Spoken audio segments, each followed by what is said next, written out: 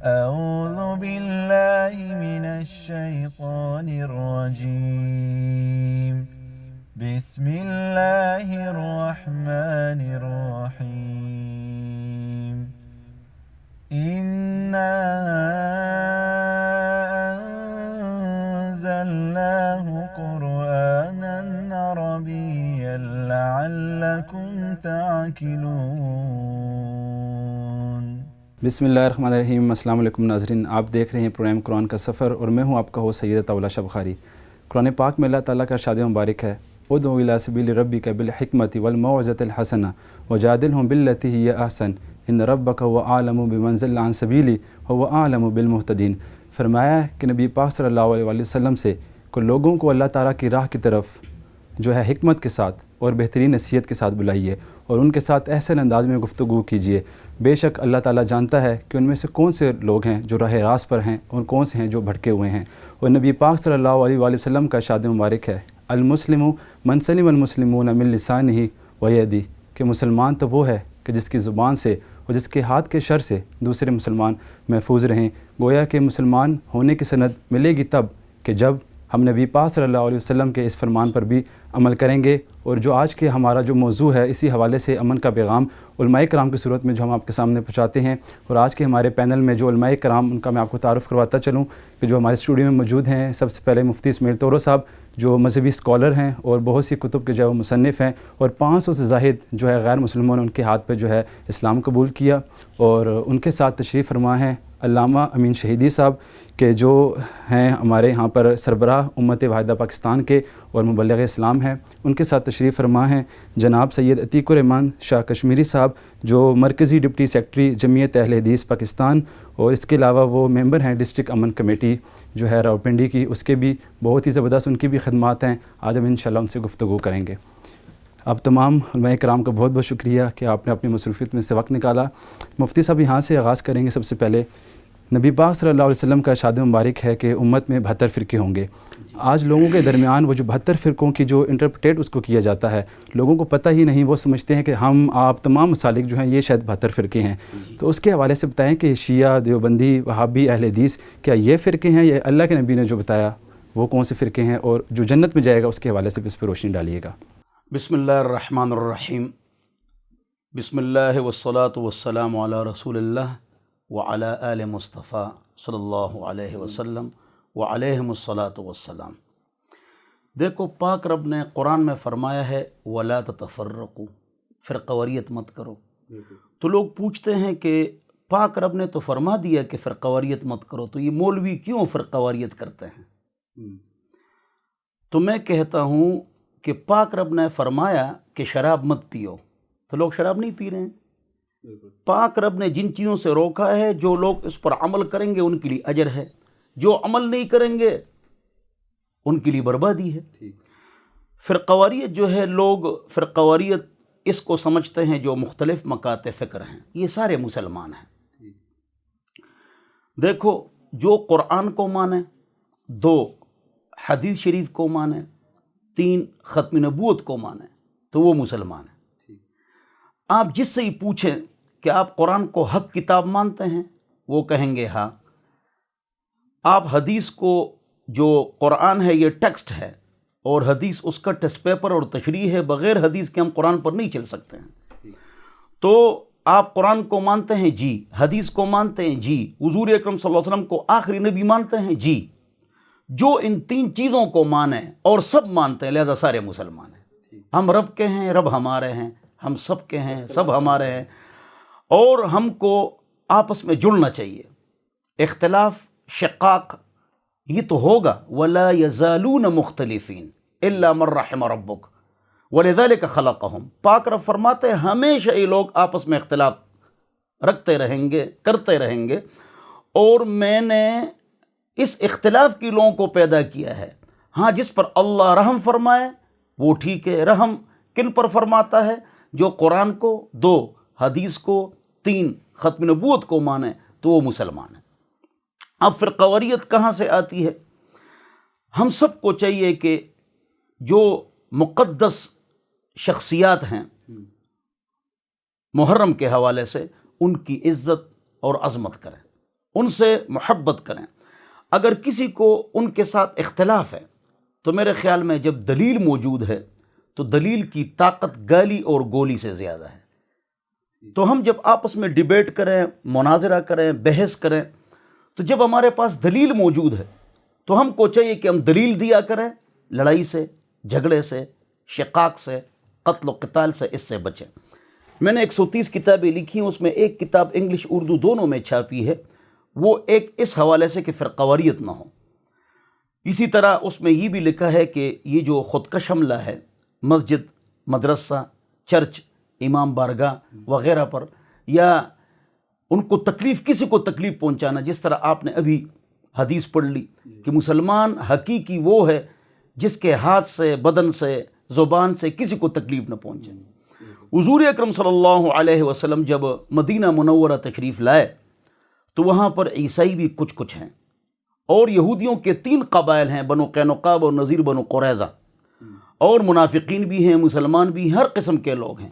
جب حضور اکرم صلی اللہ علیہ وسلم وہاں تشریف لائے تو حضور اکرم صلی اللہ علیہ وسلم نے 53 شرائط کے تحت ان کو جمع کیا کہ ہم ان 53 اصول، ضوابط، پرنسپلز، ایٹیکیٹس، اخلاق کے تحت یہاں رہیں گے، اس سے آگے پیچھے نہیں رہیں گے تو ہمارا آپس میں شقاق اور اختلاف نہیں ہوگا.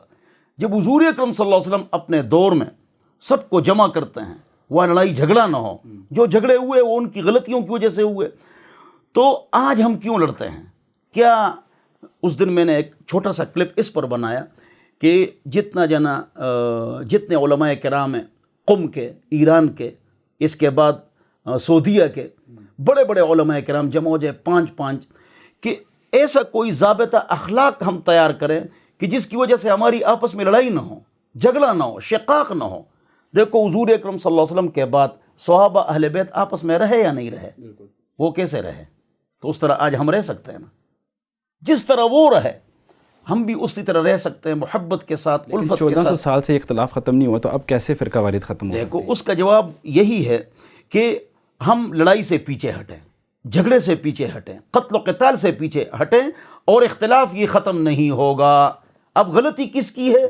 جو قرآن کو نہیں مانتا، یا حدیث کو نہیں مانتا، یا ختم نبوت کو نہیں مانتا. ہاتھ نیچے باندھو یا اوپر، یا آمین اونچی آواز سے کہو یا آہستہ آواز سے، یہ اختلافی بات ہی نہیں ہے. شیخ ابن تیمیہ فتاوی ابن تیمیہ جلد نمبر 23 صفحہ نمبر 136 پر فرماتے ہیں کہ اللہ اکبر سے لے کر سلام تک مسائل میں، نماز کے مسائل میں اختلاف ہے، دونوں طرف دلائل، ریفرنسز اور حوالے موجود ہیں، لہٰذا ہم کو اس میں لڑنا، جھگڑنا، اختلاف، شقاق نہیں کرنا چاہیے. ٹھیک ہے. تمام مسالک کا جو ہے اس پہ تو اتفاق ہے کہ قرآن و سنت پہ رہنا چاہیے. تو جب سب کا اتفاق ہے تو پھر آخر کار ایسی کیا وجہ ہے کہ ایک دوسرے کے ساتھ جو ہے بالکل بیٹھنے کو تیار نہیں ہے؟ مساجد میں ہم ٹاک شوز میں بھی بیٹھتے ہیں، علماء کرام ہوٹلز میں بھی بیٹھتے ہیں، ہر جگہ بیٹھتے ہیں، مساجد میں یہ قید کیوں ہے؟ اس کی وجہ یہ ہے کہ اگر ہم قرآن و حدیث پر چلیں اور تاریخ پر نہ آئیں تو سارا کام ٹھیک ہو جائے گا. اس لیے کہ تاریخ جو ہے اس میں بہت بڑا اختلاف ہے، اس میں دوست، دشمن، خشک، تر، اچ، لامدہ، رطب و یابس سب بولتے ہیں، سند کوئی نہیں ہے. قرآن و حدیث کی سند ہے، لہٰذا ہم اس کے اندر اگر رہیں انشاءاللہ تو خیر و برکت کے دروازے کھولیں گے انشاءاللہ. اچھا، علامہ امین شہیدی صاحب، آپ سے میں پوچھنا چاہوں گا کہ حکومت کہتی ہے کہ ہم نے دہشت گردی ختم کر دی، اور نظر بھی آتی ہے، علماء کہتے ہیں کہ ہم نے فرقہ واریت ختم کر دی، لیکن پھر بھی آپ دیکھیں کہ اتنے زور و شور سے، اور خاص کر یہ جو 1442 ہجری میں جس قدر ہم نے دیکھا کہ صحابہ کرام کے حوالے سے جو گستاخانہ چیزیں جو سامنے آ رہی ہیں، یا اہل بیت کے حوالے سے بھی اگر ہم دیکھ لیں، دونوں مسالک کی جانب سے کوئی اگر ایسی شدت پسندی، تو اس کے حوالے سے اہل تشیع کا کیا کردار اب آپ سمجھتے ہیں کہ وہ ہونا چاہیے؟ بسم اللہ الرحمن الرحیم. جناب عطا اللہ شاہ بخاری صاحب، بہت بہت شکریہ آپ کا کہ آپ نے یہ پروگرام رکھا، اور اچھا پروگرام رکھا. قبلہ مولانا کی جو گفتگو تھی اس سے میں نے استفادہ کیا، بڑی خوبصورت اور دل نشین گفتگو ہے، اور اس حوالے سے بھی بہت اچھی ہے کہ افہام و تفہیم اور جوڑنے والی گفتگو کر رہے ہیں، اور اسی کی آج کے دور میں سب سے زیادہ ضرورت ہے. بالکل حضرت صحیح فرما رہے ہیں. دیکھیں، میں چند چیزوں کی طرف صرف اشارہ کر کے گزروں گا، چونکہ آپ کے 1 گھنٹے کے پروگرام میں اتنے وسیع موضوع کا احاطہ کرنا آسان نہیں ہے، ذرا ممکن بھی نہیں ہے، اس لیے آپ اشارہ ہی کر سکتے ہیں. پہلی بات، یہ جو حدیث آپ نے جس کا حوالہ دیا کہ امت کے 73 فرقے ہوں گے. ہمارے یعنی اسلامی معاشرے کے اندر معروف ہے، مشہور ہے، لیکن اس کی سند نہیں ہے.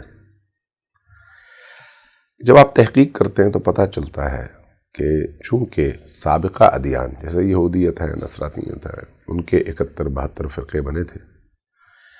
اب انہوں نے اسلام کو بدنام کرنے کے لیے اس طرح کے مفاہیم اسلام میں ڈال دیے کہ تم تو ہم سے بھی آگے نکل جاؤ گے. تمہارے تو 73 ہوں گے، ہمارے تو 72 تھے. اچھا. سند کے اعتبار سے، اس لیے میں سند کی بات کر رہا ہوں، سند کے اعتبار سے جو لوگ علماء رجال ہیں ان کی کتب آپ دیکھیں، آپ کو محسوس ہوگا نہیں بھائی سند کے حوالے سے بہت ہی کمزور بات ہے. یہ پہلی بات.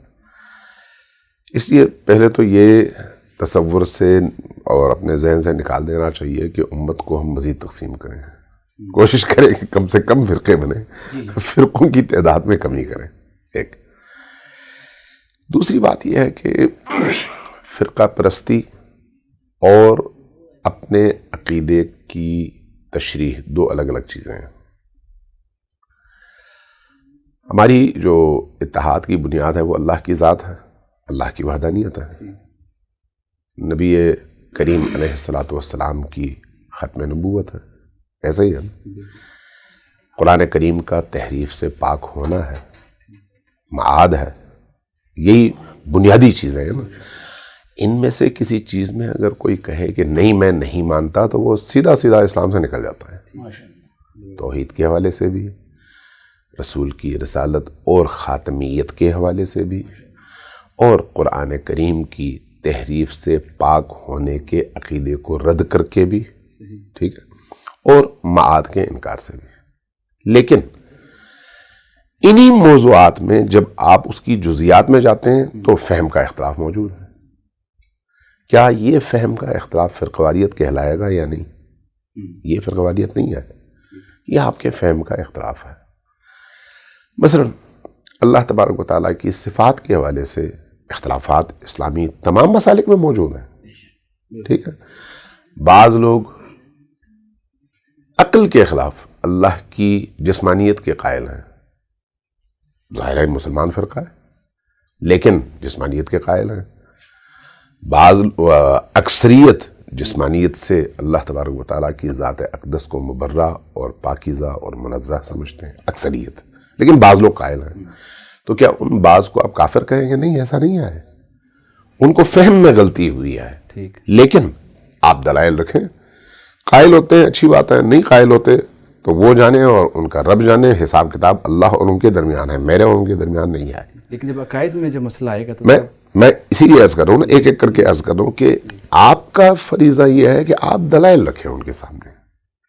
ٹھیک، مانتے ہیں الحمدللہ، نہیں مانتے ہیں تو ان کا اور اللہ کا حساب ہے.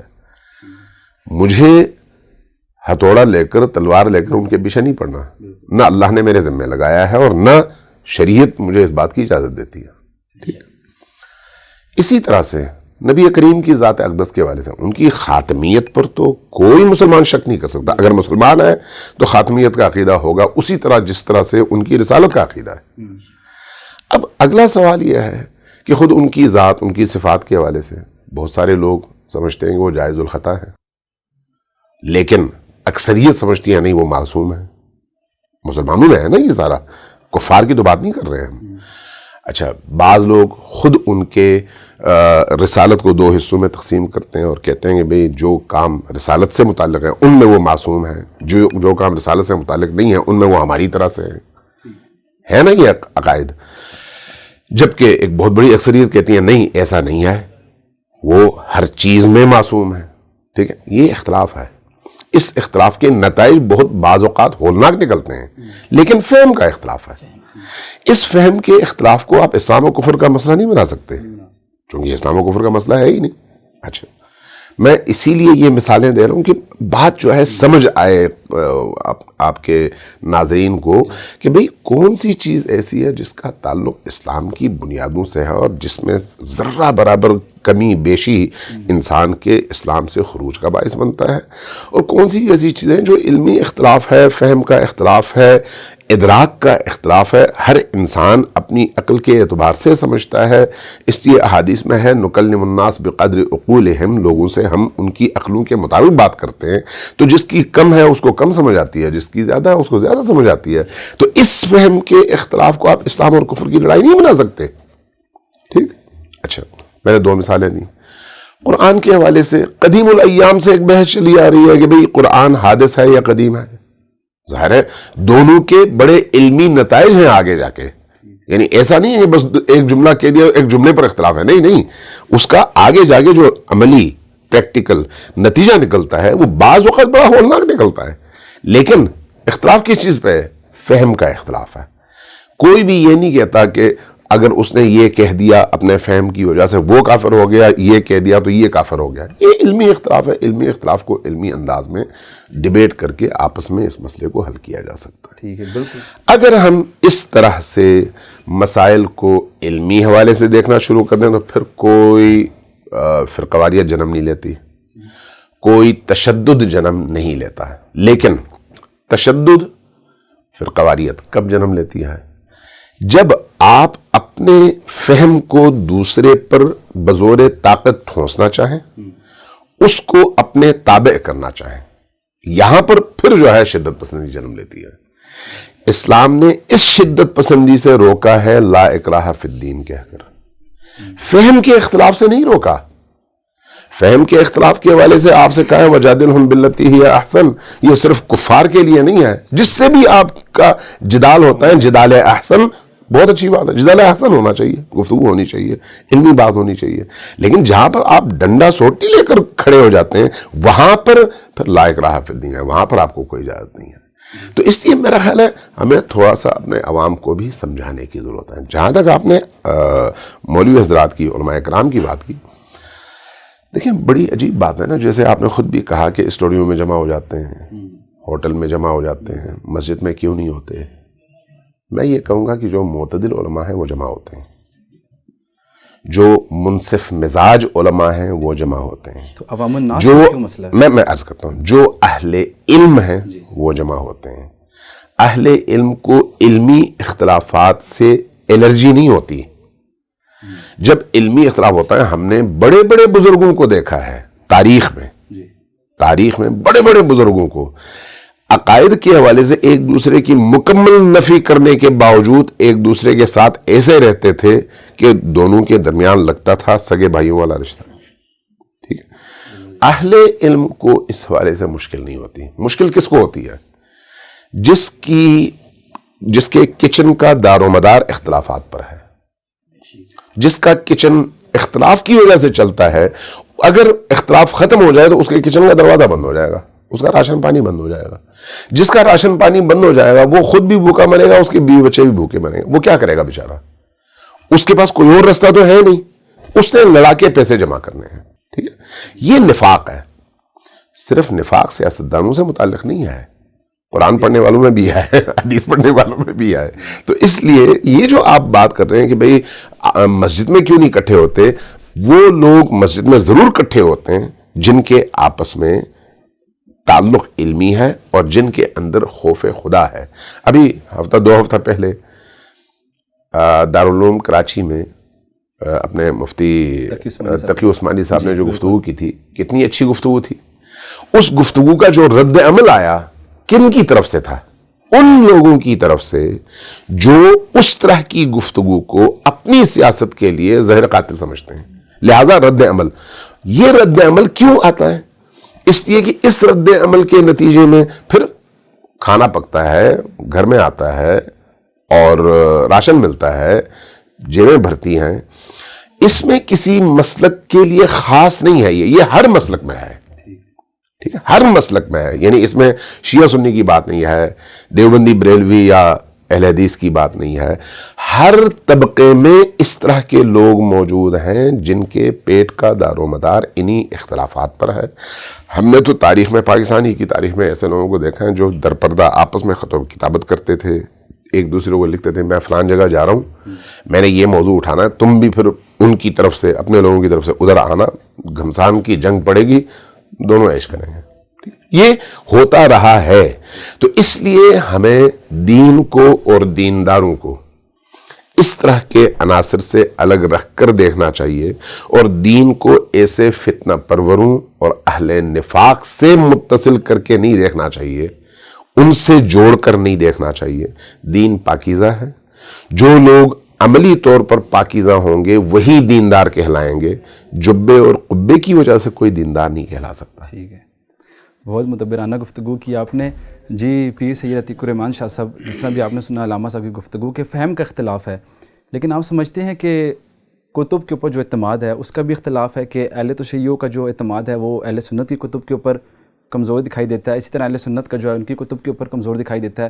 وہاں سے بھی جو ہے ایک چیز جو ہے یہ جنم لیتی ہے کہ جی یہ کس طریقے سے عبارتوں کا بیچ میں آنا، احادیث کا آنا، تو اعتماد کا بھی ہونا آئی تھنک ضروری ہے اس میں فہم کے ساتھ ساتھ. اس کے حوالے سے بتائیں. الحمدللہ وکفا والصلاة والسلام علی من لا نبی بعدہ، اما بعد فاعوذ باللہ السمیع العلیم من الشیطان الرجیم، بسم اللہ الرحمن الرحیم.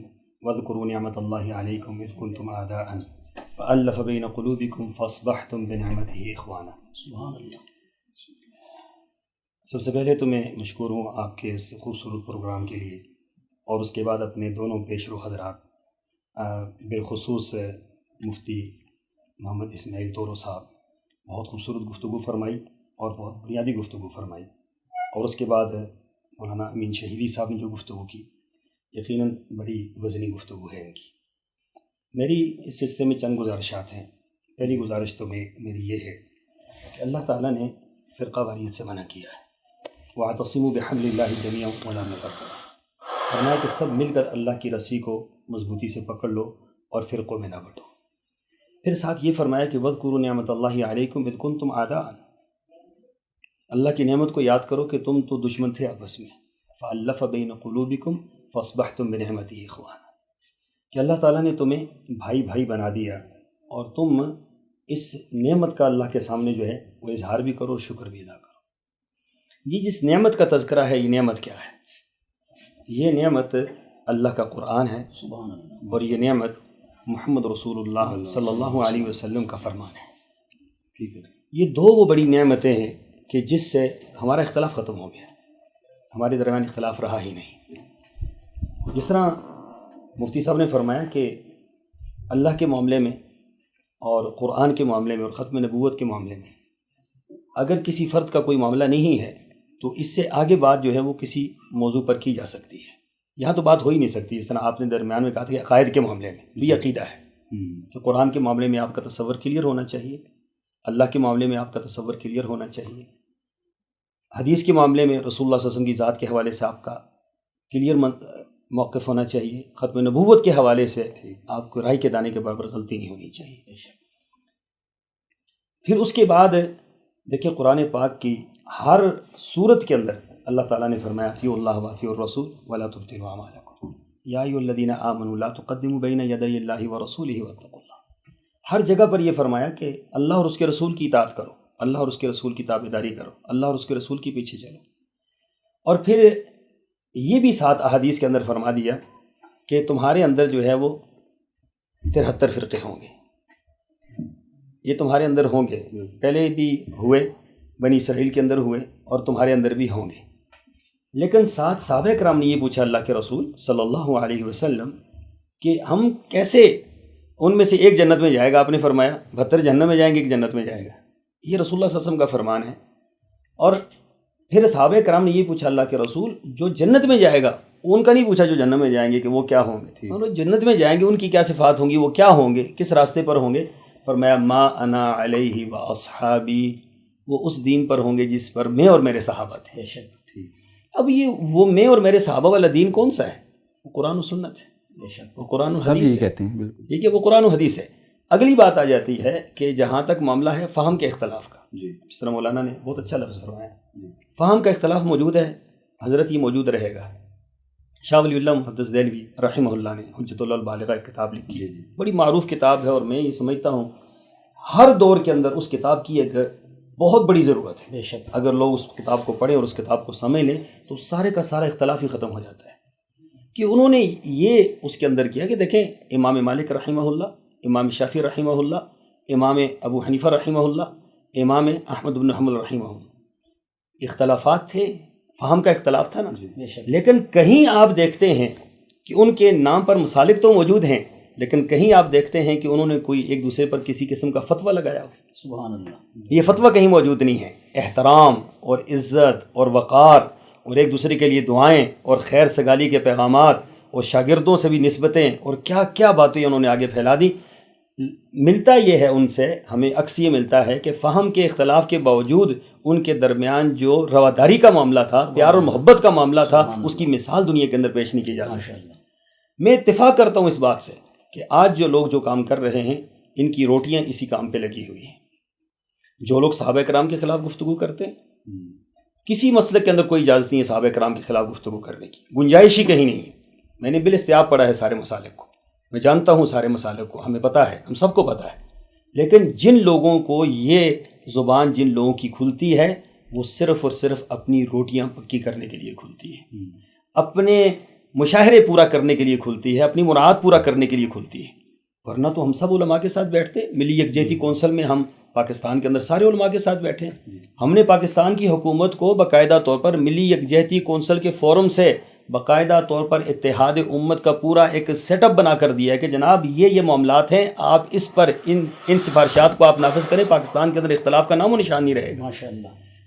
مسلکی اختلافات تو موجود ہیں حضرت، دیکھیں حضرت دیوبندی ہیں، حضرت اہل تشیع ہیں، میں اہل حدیث ہوں، ٹھیک ہے، اختلاف تو ہے، لیکن یہ وہ اختلاف نہیں ہے کہ جس میں ہم ایک دوسرے کے دست و گریباں ہو جائیں. ہم احترام کرتے ہیں. میں مولانا فضل الرحمان صاحب کو اپنا امام مانتا ہوں. سبحان اللہ. میں اپنا مولانا شاہ احمد نورانی کو اپنا امام مانتے تھے. سبحان اللہ. ہمارے وہ رہبر تھے وہ لوگ، ٹھیک ہے، ہمارے ساتھ چلنے والے لوگ ہیں. یہ ہم نے تو کبھی بھی، آپ دیکھ سکتے ہیں کہ آج دنیا جو علماء کا چہرہ پیش کر رہی ہے یہ علماء کے چہرے نہیں ہیں، یہ تو کوئی بڑے خطرناک لوگ ہیں جو کسی باہر کی لابی کو لے کر آ رہے ہیں اور اس ملک کے اندر تباہی اور بربادی کو وہ لوگ کھولنا چاہتے ہیں. ہم ایسا نہیں ہونے دیں گے. میں اپنا مسلک کھل کر بیان کروں گا، لیکن میں کسی کو کفر کا فتویٰ نہیں لگاؤں گا، نہ مجھے اجازت ہونی چاہیے کہ میں کفر کا فتویٰ لگاؤں.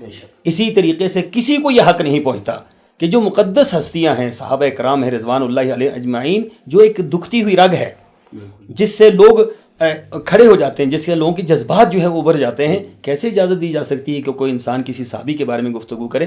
آج کوئی کیسے گفتگو کر سکتا ہے؟ اس لیے ہمیں اگر اس ملک کے اندر رہنا ہے اور امن و امان سے رہنا ہے، سکون سے رہنا ہے، تو ہمیں ایک کرائٹیریا طے کرنا پڑے گا. اور وہ کیا ہے؟ وہ شریعت نے ہمیں دے دیا ہے کہ علیکم بسنتی و سنت الخلفاء الراشدین المہدیین.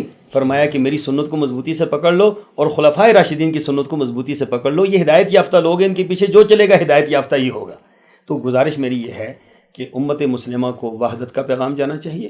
امت مسلمہ کو یہ 1300 سال سے اختلافات ہیں حضرت، یہ اختلافات میں اور مفتی صاحب بیٹھ کر ہم طے نہیں کر سکتے، یہاں پر ہم ختم نہیں کر سکتے آج کے. ہم یہ کہیں کہ آج کے بعد یہ سارا اس کے اوپر ہم نے لکیر پھیر دیا، ایسا نہیں ہوگا. اختلافات اپنی جگہ پر موجود ہیں. وہ اختلافات ایسے نہیں ہیں کہ جس سے ہم ایک دوسرے کے گلے کاٹنا شروع کر دیں. یہ فہم کا اختلاف ہے، تو فہم کا اختلاف ہمیشہ رہا ہے، اور فہم کا اختلاف بعض اوقات کئی راستے کھولتا ہے، کئی قسم کی خیر کے راستے جو ہیں وہ نکلتے ہیں. رسول اللہ صلی اللہ علیہ وسلم نے صحابہ کرام کو بھیجا ایک سفر پر، تو صحابہ کرام سے فرمایا تھا کہ وہاں جا کر نماز پڑھنی ہے، بنو قریظہ میں جا کر عصر کی نماز پڑھنی ہے. راستے میں نماز کا وقت ہو گیا. کوئی صحابہ کرام نے کہا کہ بھائی وقت ہو گیا ہے نماز کا، تو نماز کا وقت تو ضائع نہیں کرنا چاہیے، وہاں نماز پڑھ لی. کچھ نے کہا نہیں، رسول اللہ صلی اللہ علیہ وسلم نے کہا ہے کہ وہاں جا کر نماز پڑھنی ہے، تو کچھ نے وہاں جا کر پڑھی. اب آپ اس اختلاف کو کیا کہیں گے؟ یہ وہ اختلاف تو نہیں تھا کہ یہ صحابہ میں وہ تھا کہ جس کے اندر خیر کی بات نکل گئی کہ جنہوں نے پہلے پڑھ لی انہوں نے بھی بہت اچھا کیا، جنہوں نے وہاں جا کے پڑھی انہوں نے بھی بہت اچھا کیا. یہ تو فہم کا اختلاف ہے. اس اختلاف کی بنیاد پر کفر کے فتوے نہ لگے ہیں نہ لگتے ہیں.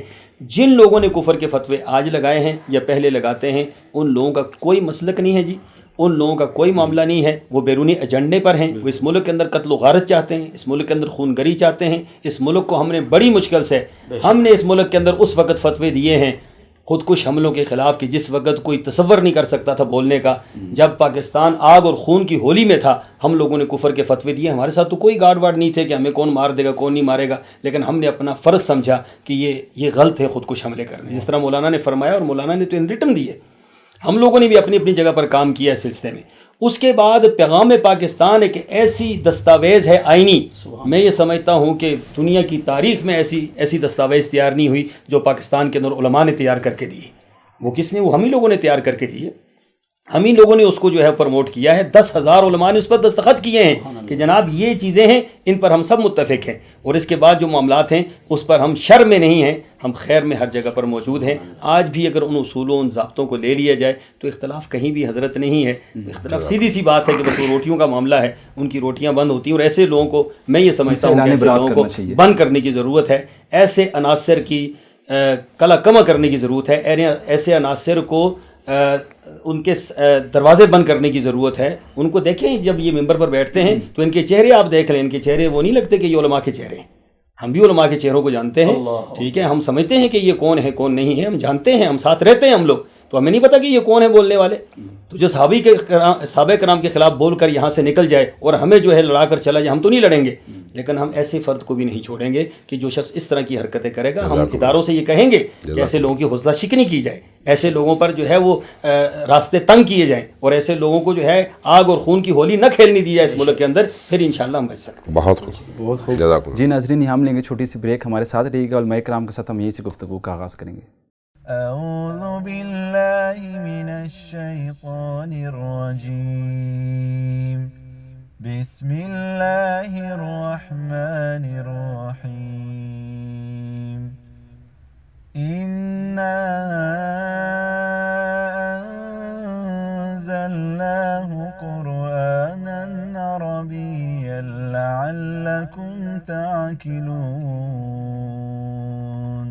ویلکم بیک ناظرین. ہم گفتگو کر رہے تھے, آپ نے دیکھا علماء کرام کی بہت ہی جو ہے دلچسپ گفتگو جاری ہے.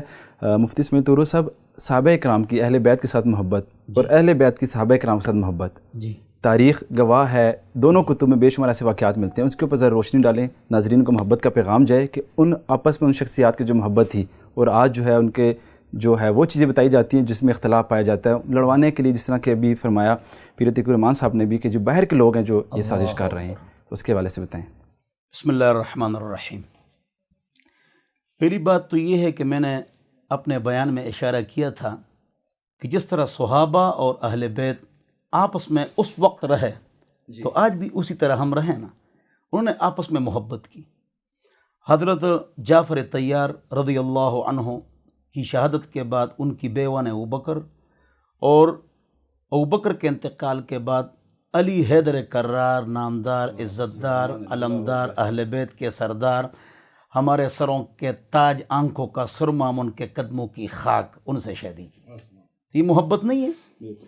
آگے حضرت علی رضی اللہ عنہ کی 9 بیویاں تھیں, 31 بچے تھے. بحار الانوار 120 جلدوں میں نے پوری پڑھی ہے, نجفی صاحب نے لکھی ہے, اور تاریخ الیعقوبی انساب ابی طالب.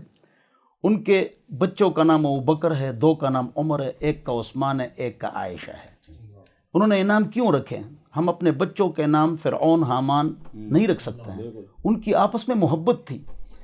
میں نے ایک نقشہ بنایا ہے, اس میں حسن, حسین اور امام رضا اور امام باقر, امام جعفر صادق رضی اللہ عنہم ورحمہم اللہ وعلیہم الصلاۃ والسلام, ان کے بچوں کا نام ابوبکر, عمر ہے. تو یہ کیا ہے؟ یہ محبت ہے آپس میں. تیسری بات یہ ہے کہ امام جعفر صادق ہمارے سروں کے تاج ہے. میری مسجد میں جیسے گھس جاؤ گے, میں نے علی, حسن, حسین, امام جعفر صادق ان کا نام لکھا ہے, بڑے بڑے گول گول دیروں میں نے لکھا ہے, ٹھیک ہے نا. تو یہ ہمارے سروں کے تاج ہے. ان کی امی کا نام کیا ہے؟ امام جعفر صادق, فاطمہ ام فروہ. یہ کون ہے؟ ابوبکر کی پوتی بھی ہے اور نواسی بھی ہے. تو یہ محبت ہے یا نہیں ہے؟ ابوبکر, عمر, درمیان میں حضرت علی جا رہے ہیں. تو عمر نے کہا رضی اللہ عنہ کہ آپ کی قد کم ہے ذرا, تو ہمارے درمیان آپ اس طرح ہیں جیسے لنا, لنا میں نون, تو نون چھوٹا ہوتا ہے, ہم درمیان میں بڑے بڑے ہیں, گپ شپ لگا رہے تھے.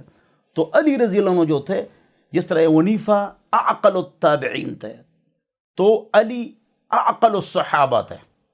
مسروق تابعی فرماتے ہیں شاممت کل الصحابہ, میں نے تمام صحابہ کو سونگا فوجدت علمہم الی 6 ینتہی الی 6, تمام صحابہ کا علم 6 کے پاس ہے. ثم شاممتہم, پھر میں نے ان کو سونگا فوجدت علمہم ینتہی الی 2, تمام صحابہ کا علم 2 کے پاس ہے, حضرت علی, حیدر کرار اور ابن مسعود. اب حضور نے خود فرمایا کہ میں علم کا شہر ہوں، علی اس کا دروازہ ہے۔ اب آپ دیکھ لیجئے کہ یہاں پر حضرت علی رضی اللہ عنہ کو جتنا علم اللہ نے دیا تھا، فوراً کیا کہا کہ رے لانا سے نون ہٹاؤ نا، پھر کیا بنائے گا؟ انہوں نے کہا لا۔ تو اگر میں آپ کے ساتھ نہ ہوں تو اے ابوبکر عمر تم لا ہو، تم ہو ہی نہیں۔ تو وہ خاموش ہو گئے۔ یہ محبت نہیں ہے؟ بار بار 9 پاکستانوں کے سربراہ کون؟ عمر، لیکن چیف جسٹس کون؟ حضرت علی حیدر کرار۔ بالکل غلطیاں ہوتی ہیں عمر سے، علی ان غلطیوں کو ٹھیک کرتے ہیں، تو حضرت عمر کو کہنا پڑتا ہے لولا علی لہلک عمر، اگر علی نہ ہوتے عمر ہلاک ہو جاتے۔ بالکل یہ آپس میں محبت نہیں ہے، یہ الفت نہیں ہے؟ جب ان کی آپس میں محبت تھی تو آج ہم کیوں لڑتے ہیں؟ کچھ لڑائیاں ہوئی، حسنین کریمین کا واقعہ وہ جو حسنین کریمین کا جو یہ واقعہ ہے یہ ذرا کمزور ہے لیکن ناظرین کے لیے مزیدار ہے۔ وہ یہ ہے کہ انہوں نے کہا کہ یہ جو خطبہ دے رہا ہے نا یہ آدمی عمر، یہ ہمارا کیا ہے؟ بابا کا غلام ہے، یہ ہمارا غلام ہے، نوکر ہے، ملازم ہے۔ تو یہ بات ان تک کسی نے پہنچائی تو کتابوں میں لکھا ہے کہ انہوں نے کہا مجھے یہ لکھ کے دے دو کہ میں اہل بیت کا غلام ہوں، میں اہل بیت کا غلام ہوں، تاکہ یہ مجھے کام آئے۔ یہ محبت نہیں تھی؟ غنیمت کا مال آیا، 500 روپے دیے اور حسن حسین کو 1,000 روپے دیے۔ تو ابن عمر نے کہا ابو جی ان کو آپ نے زیادہ دیے، ہم کو کم دیے۔ تو انہوں نے کہا آپ کی امی کون ہے؟ کہہ رہے فلانی ہے۔ تو کہہ رہے ان کی امی تک آپ کی امی پہنچ سکتی ہے، ان کے ابو تک آپ کا ابو پہنچ سکتا ہے، ان کے نانے تک آپ کا نانا پہنچ سکتا ہے، ان کے ماموں ابراہیم تک آپ کے ماموں پہنچ سکتے ہیں، آرام سے بیٹھ جاؤ، ان کا زیادہ حق ہے۔ یہ ایک جملہ میں کہوں گا، روؤں گا، رونا بالکل آنکھوں میں آ چکا ہے، لیکن اللہ اکبر، وہ جو ان کی محبت تھی امام حسین رضی اللہ عنہ کے ساتھ، حسن رضی اللہ عنہ کے ساتھ، ہم نے حضرت امام حسین کو مدینہ منورہ میں 60 سال سے زیادہ رکھا، ہم نے کانٹا چبھنے دیا ان کو؟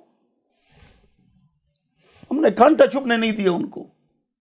جنہوں نے بلایا انہوں نے ان کو ذلیل کر دیا، بے عزت کر دیا، خراب کر دیا، برباد کر دیا۔ قاتلین میں جو ہیں وہ علمی بیعت شروع ہو جائے گی، اللہ سب کو برباد کرے، اللہ سب کو غرق کرے، جو بھی ہے، پھر اختلافات شروع ہو جائیں گے نا، جو بھی ہے، چاہے یزید پلید ہے یا اچھا آدمی ہے، جو بھی ہے، سب اللہ ان کو برباد کرے۔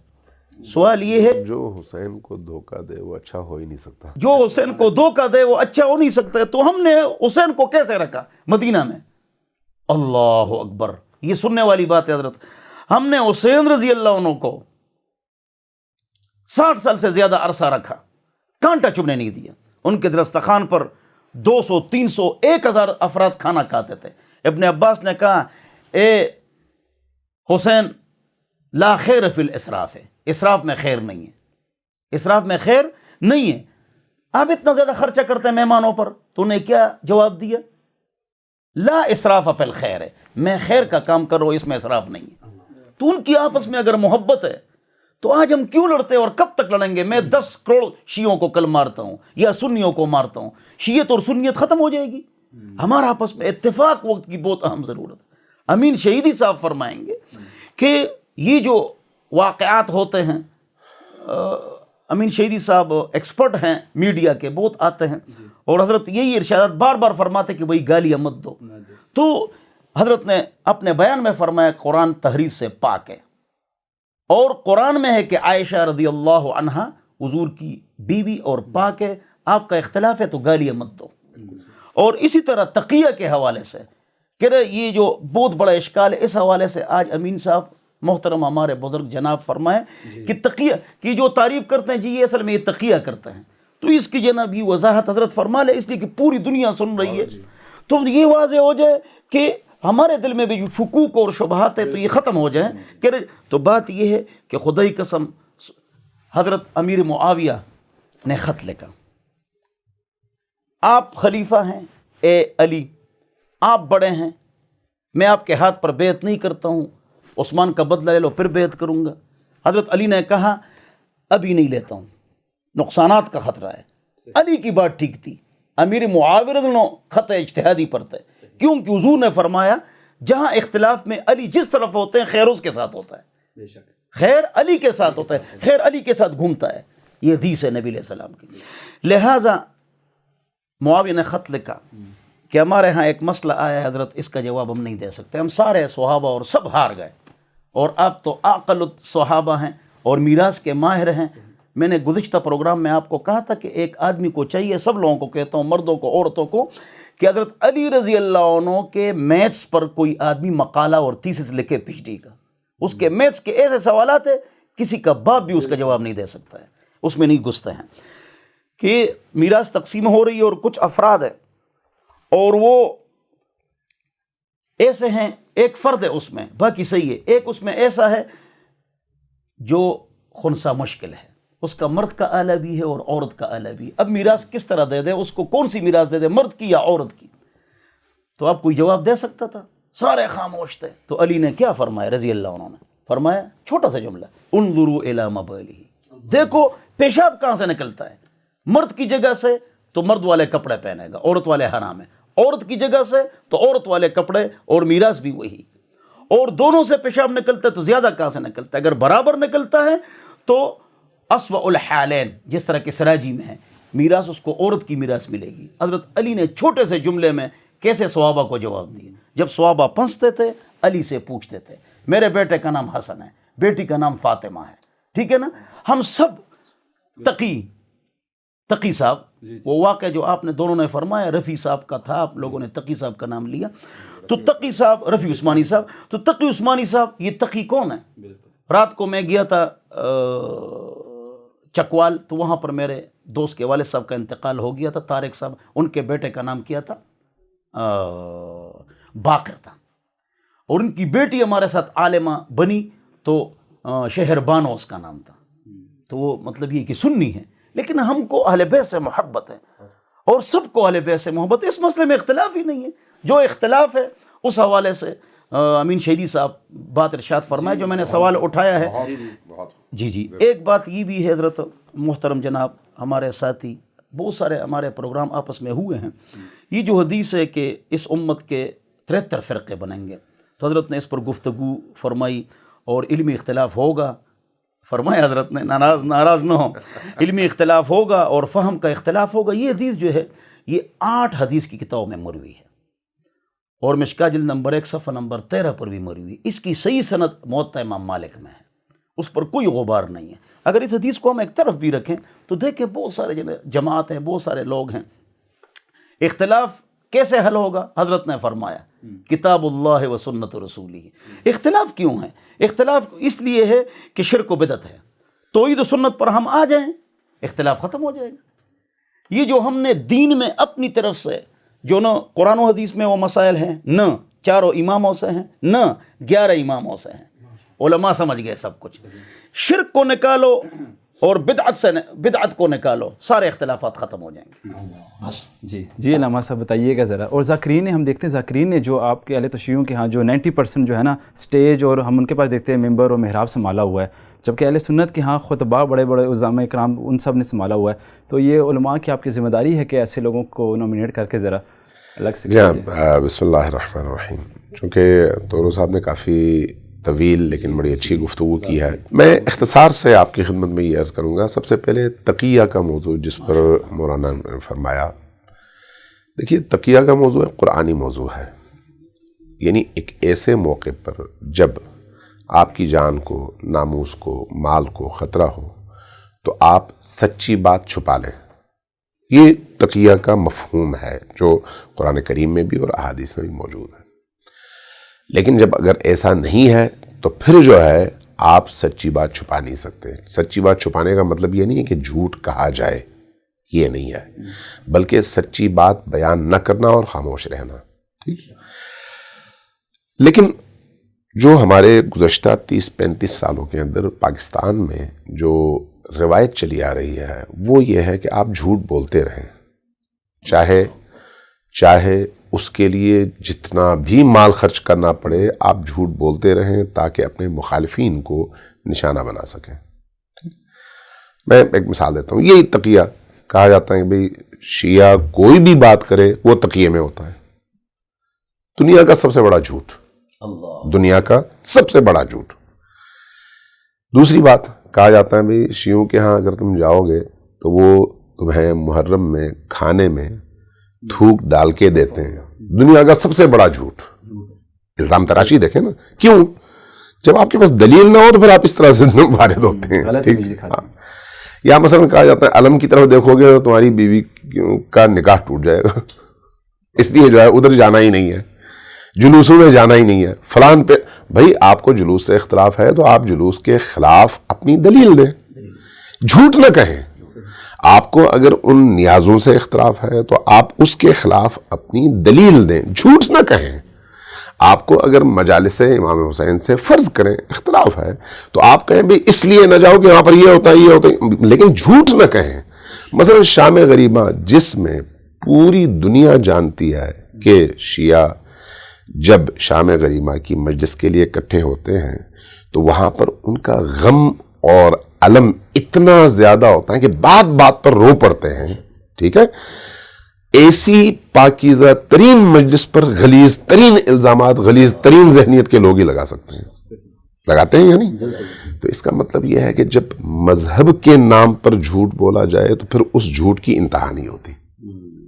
ٹھیک ہے, اس لیے ہم بالکل واضح کہتے ہیں الا لعنت اللہ علی القوم الکاذبین بھی ہے ظالمین کے ساتھ. ٹھیک ہے, چاہے کوئی بھی ہو. یہ اس کا تقیہ کے حوالے سے ایک جواب ہے کہ بھئی تقیہ وہاں پر ہے جہاں پر آپ کو جان, ناموس, مال کا خطرہ درپیش ہو اور اس خطرے سے آپ نکل نہ سکیں. جس طرح سے حضرت یاسر کے حوالے سے قرآن کریم کی آیات تھیں جس پر انہوں نے پھر بعد میں جب رسول کریم سے کہا, رسول کریم نے دعا فرمائی, ان کی معافی ہو گئی اور اللہ نے آیت اتاری کہ ایسی صورتحال میں اس پر کوئی گناہ نہیں آئے. یہ ایک اسلامی اور قرآنی موضوع ہے. اب جہاں تک موجودہ صورتحال کا تعلق ہے, اس موجودہ صورتحال میں ایک نقطہ میرے ذہن میں آیا تھا پھر کہیں چلا گیا, اب آ نہیں رہا, لیکن میں صرف یہ عرض کرنا چاہوں گا کہ ہمیں اس طرح کی اپنی جو علمی مجالس ہیں ان کی تعداد کو بھی بڑھانا چاہیے, وسعت میں بھی اضافہ کرنا چاہیے, زیادہ سے زیادہ لوگوں کو اس میں شامل کرنا چاہیے.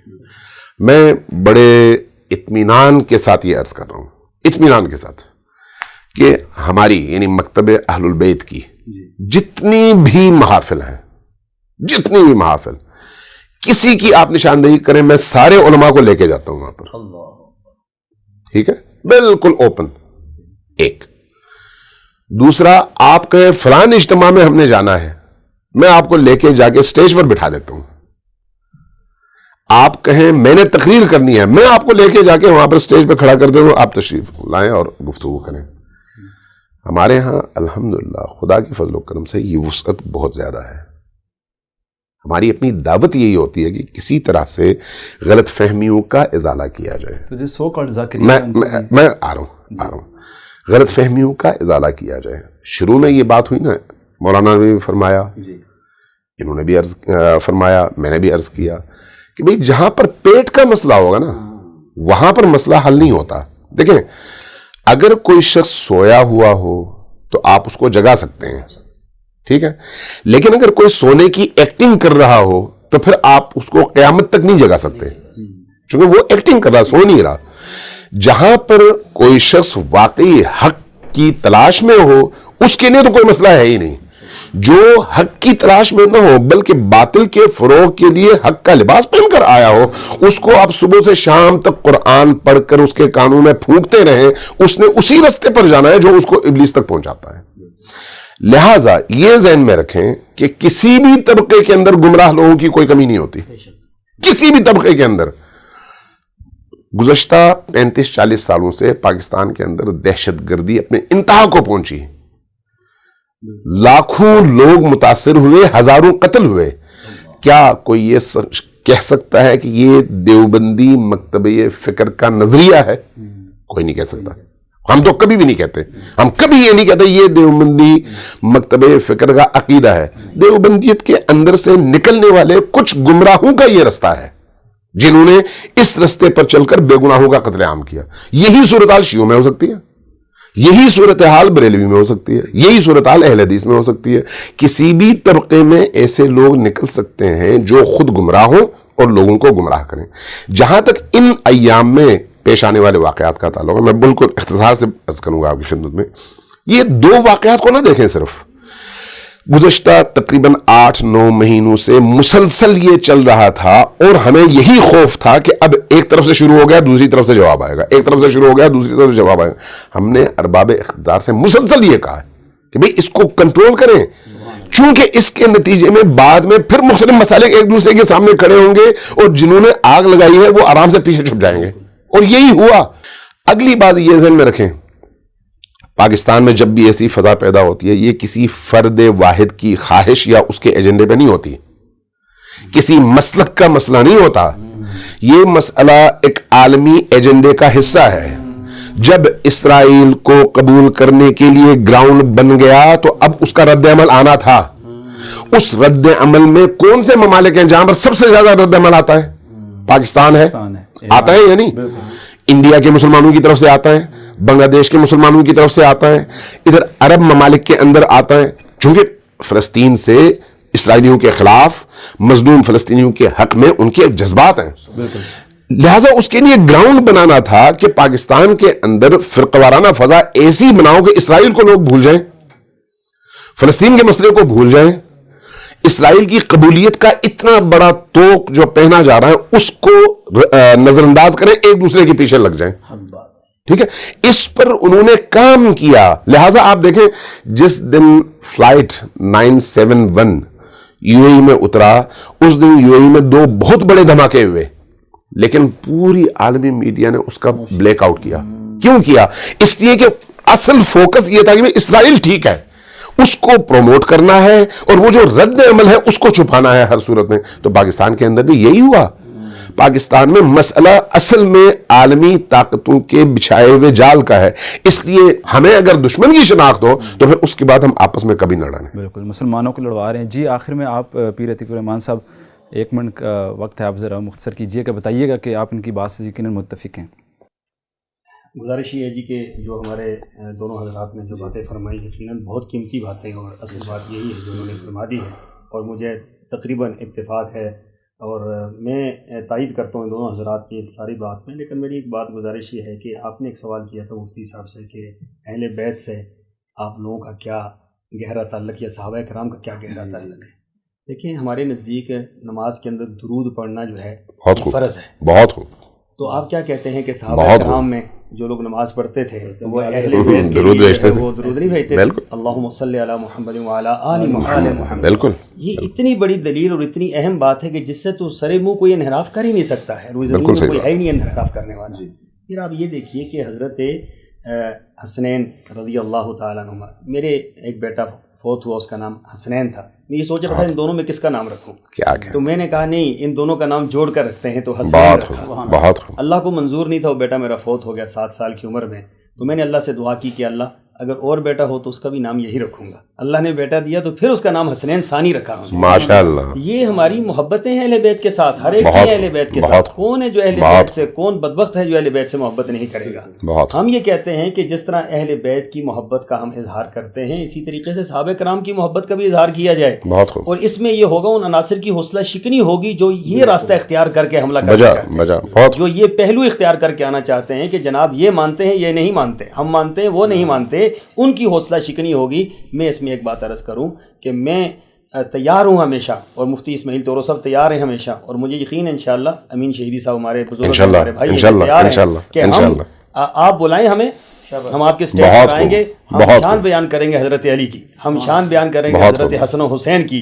ہمیں امید ہے کہ جب ہم مولانا کو بلائیں گے تو یہ حضرت عمر حضرت بکر صدیق کی شان بیان کریں گے. تو آپ دیکھیں کہ دنیا کے حوصلے کس طرح پست ہوتے ہیں, اور وہ عناصر ان کی حوصلہ شکنی ہوگی جو یہ کہتے ہیں کہ جی یہ تو ہے ہی نہیں ہے, اس طرح ہو ہی نہیں سکتا. اس طرح ہوا ہے اور اس طرح آگے بھی انشاءاللہ ہوگا. ہمیں نا امیدی نہیں ہے انشاءاللہ, کیونکہ ہمارے عزم اس بارے میں کلیئر ہیں, اور ہم بالکل اس سلسلے میں جو ہے پاکستان کو کسی بھی مصیبت میں نہیں ڈالنا چاہتے, پوری دنیا کو نہیں ڈالنا چاہتے. ہم یہ چاہتے ہیں کہ جو اختلاف کی راہ ہے اس کو بن کر کے اتفاق اور اتحاد اور پیار محبت کو لے کر ہم آگے چلیں, اور ہم مشترکات کو پر زیادہ زور دیں بنسبت اس کے کہ ان چیزوں پر زور دیں جس پر ہمارا زور دینے کا فائدہ کوئی نہیں ہے. اللہ تعالیٰ جزاک خیر. بہت شکریہ آپ تینوں معزز شخصیات کا. جی ناظرین، آپ نے سنا امن کا پیغام. تینوں مکاتب فکر کے علماء نے کتنا زبردست قرآن پاک کا جو پہلو تھا، جو امن کا پہلو تھا، اس کو اجاگر کیا ہے. نبی پاک صلی اللہ علیہ وسلم کے فرمان کو اور اللہ تعالیٰ کی جو تعلیمات جو بتائی گئیں صحابہ کرام کے ذریعے، اسے اجاگر کیا ہے. نہ جانے کون سی شب کون قتل ہو جائے، سبھی لوگ انہی وسوسوں میں رہتے ہیں. درون در بھی کوئی محفوظ نہیں، لوگ گھروں میں رہ کر بھی جنگلوں میں رہتے ہیں. تو جنگل سے نکل کے قرآن پاک کے پیغام کو سمجھنے کی ضرورت ہے. مجھے اجازت دیجیے کہ انشاءاللہ پھر پروگرام میں حاضر ہوں گے. السلام علیکم ورحمۃ اللہ وبرکاتہ. اللہ حافظ. إنا أنزلناه قرآنا عربيا لعلكم تعقلون